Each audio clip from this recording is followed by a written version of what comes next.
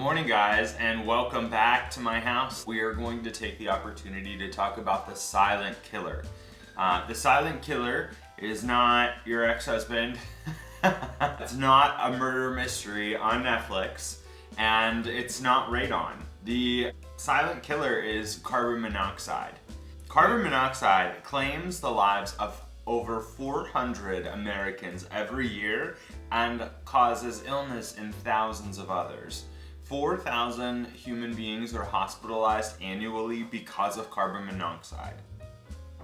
Carbon monoxide can be harmful when breathed in both by animals and by ourselves. It displaces oxygen in the blood, which deprives our vital organs of the oxygen and the blood flow that they would need. Some of the symptoms are not limited to, but include dizziness, headache, confusion, weakness. It can cause unconsciousness and even death. Carbon monoxide cannot be seen, it cannot be smelled, and it cannot be tasted, but it can be stopped. Here's how to protect your family from carbon monoxide. One of the most common mistakes that people can make is running their vehicles inside a closed garage. If your garage is attached to your house, it is not recommended that your vehicle is running in your garage, even if the door is open.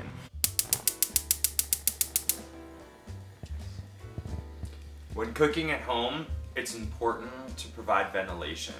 This flame going for long periods of time could amount to carbon monoxide, and that's why it's important to have a detector somewhere in your home. I like to have two of them, one in my kitchen and one in my bedroom hallway, so that in the event that carbon monoxide has been produced at night, I can hear that little alarm going off.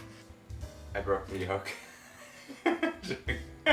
Excuse me, I'm making scrambled eggs. Do you want some?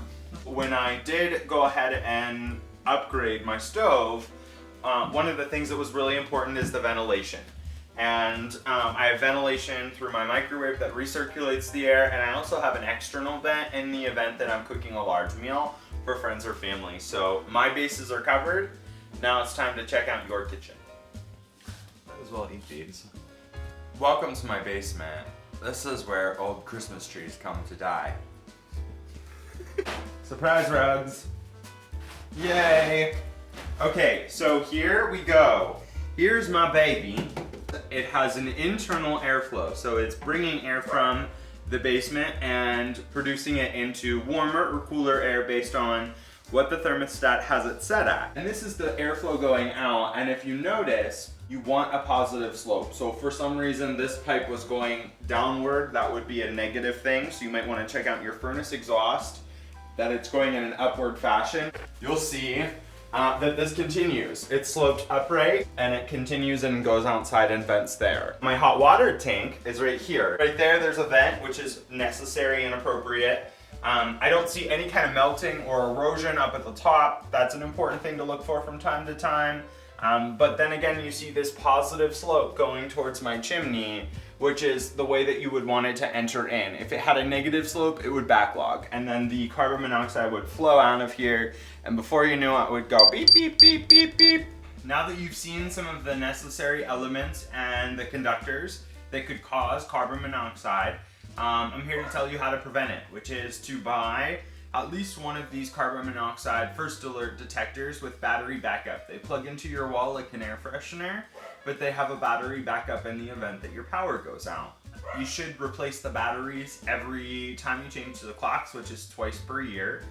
Coming up here on November 1st, we're gonna be changing the clocks, so it's a good time to think about something like this. And these should be replaced every 5 years, and they should not be painted over. So it's really important that you keep that information in mind. I'd like to remind you that I make a much better realtor than a firefighter or a first responder. So unfortunately, this advice that I'm giving to you is the best knowledge that I have. But if you really want to learn more about carbon monoxide, I'll post some links below, and you can feel free to reach out to me if you have any specific questions. I just want your family to be safe. Thank you guys so much for watching this week's episode, and we will see you next week. Lots of interest in daily activity. You might want to call your doctor if you're feeling any of those symptoms. It could be also depression. Maybe I have carbon monoxide poisoning. Lots of cuts.